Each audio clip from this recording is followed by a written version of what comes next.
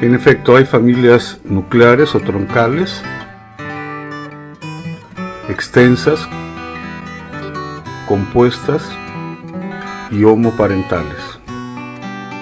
Cada una tiene características propias y significaciones sociales diferentes. Al ser la filiación familiar un asunto importante para los seres humanos, ha sido constante su seguimiento y registro en los distintos grupos sociales.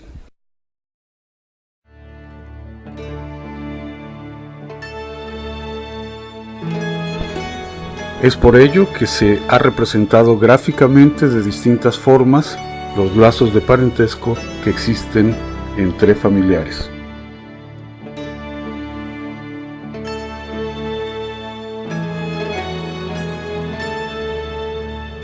Además de la típica imagen del árbol familiar, se han desarrollado otras formas de representar los lazos de parentesco.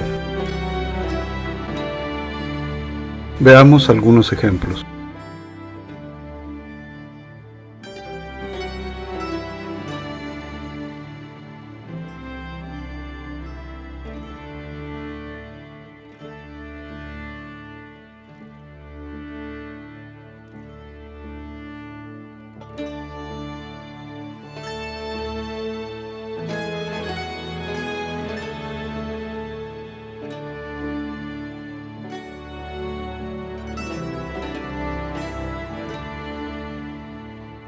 Como ha sido evidente en las imágenes anteriores, en todos los casos se trata de representar los lazos de parentesco.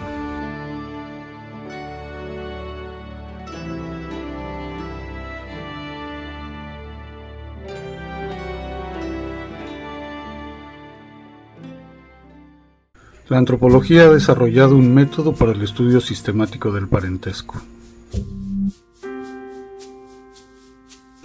Hace más de 100 años, W. H. R. Rivers publicaría su trabajo pionero, El método genealógico, donde propone una forma específica de estudiar la filiación humana y una de sus representaciones más evidentes, el parentesco.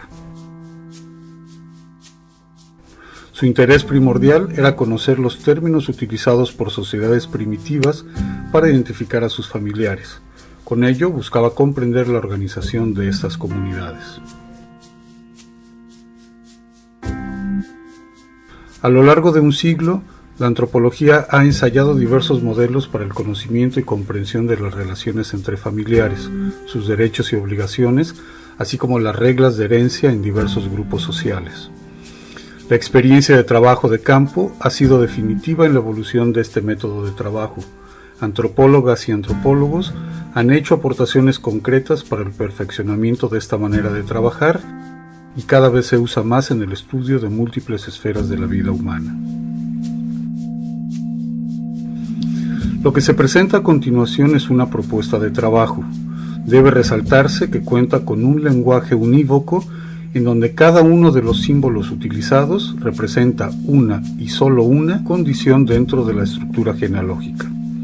Tal es el caso del sexo, el estado civil, la ascendencia y la descendencia, por mencionar unos cuantos.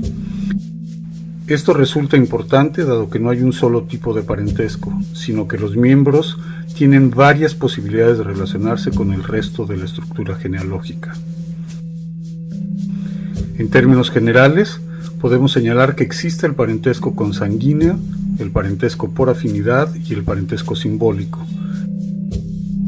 Estas opciones serán tratadas con detenimiento en sesiones presenciales del curso. La siguiente sección de este video te mostrará la simbología que usarás para trabajar con el método genealógico. Anota en tu cuaderno todos y cada uno de ellos, así como su significado. Estos símbolos son las letras que utilizarás para escribir las relaciones de parentesco al trabajar con el método genealógico. Hay que poner atención, son más de 20 símbolos. Manos a la obra.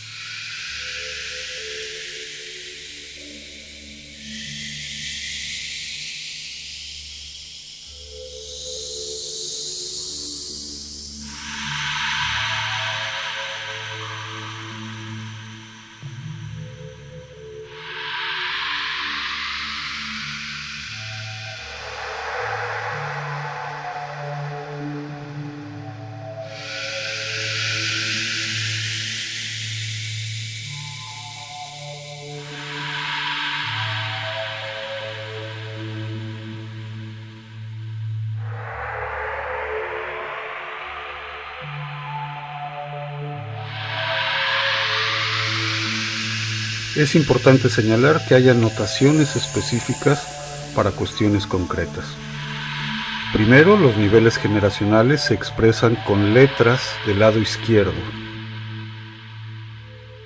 Cada letra identifica a un nivel generacional.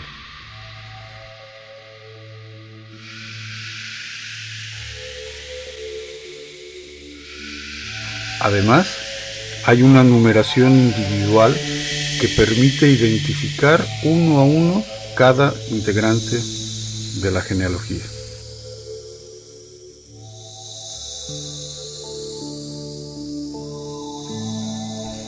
Finalmente, se marca a ego para identificar a la persona que es nuestro interlocutor y proporciona la mayor cantidad de información sobre la genealogía.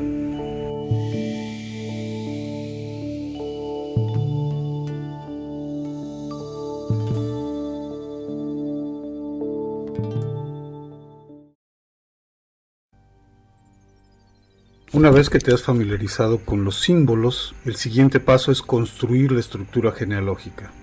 Así, utilizando dichos símbolos, lo que harás es escribir las relaciones de parentesco que existen dentro de las familias. Veamos un ejemplo.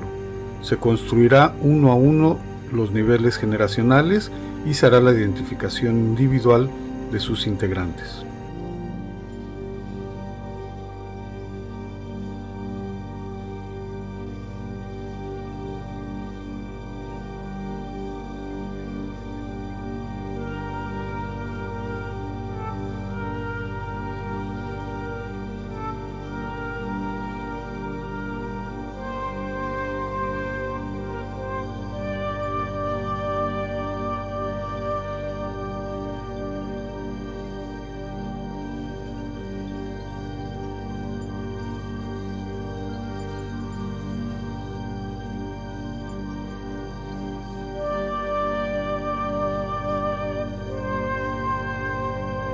Finalmente, se adicionarán indicadores socioculturales a la estructura genealógica. Ello permite enriquecer el método genealógico.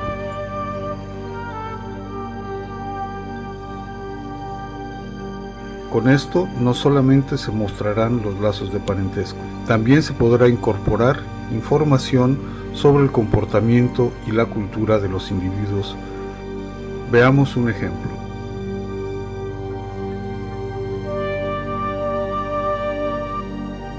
Supongamos que una investigación se interesa en relacionar la afiliación religiosa, el nivel de educación escolarizada y las actividades económicas, la ocupación laboral de los integrantes de una familia.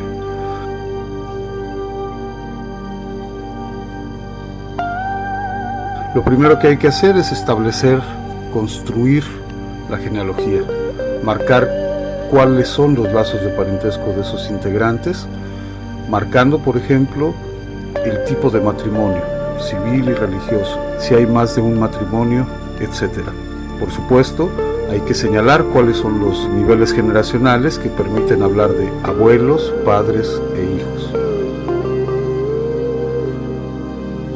Posteriormente, y con base en colores, se puede registrar la afiliación religiosa de los integrantes de la genealogía. En el ejemplo que te mostramos, se ve cuál ha sido la movilidad religiosa de las personas, si ha tenido una o varias religiones, empezando con la que fue la original y en todo caso concluyendo con la que se tenía en el momento de la investigación.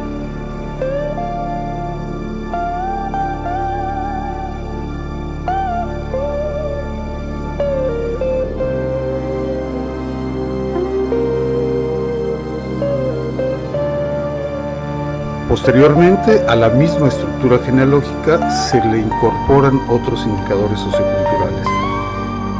Veamos lo correspondiente al nivel de educación formal y a la ocupación laboral. Como puede verse, hay dos colores, el nivel educativo y a la derecha la ocupación de cada una de las personas. Ello nos permite relacionar directa, gráficamente, elementos de interés para la investigación.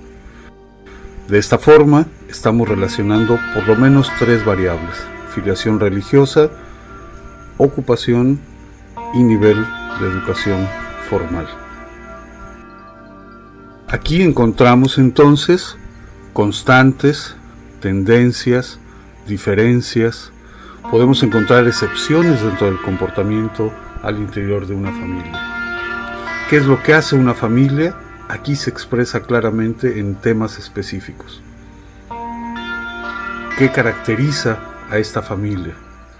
¿Cuáles son las constantes y cuáles son las discontinuidades que encontramos en su comportamiento?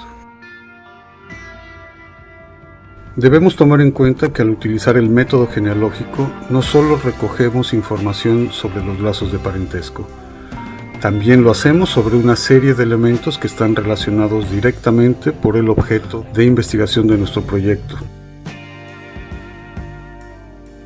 Además de la estructura, utilizamos un anexo documental en el que se registran datos adicionales a los de parentesco.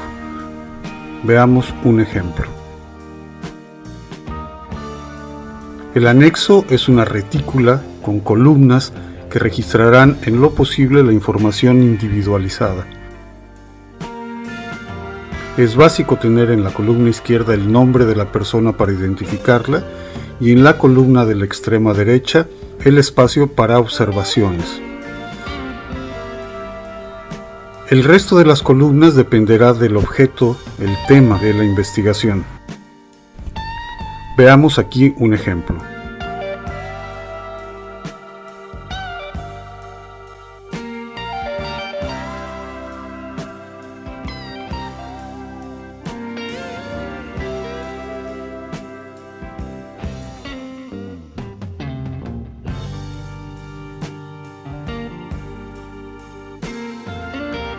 Para finalizar, veamos algunos ejemplos de estructuras genealógicas.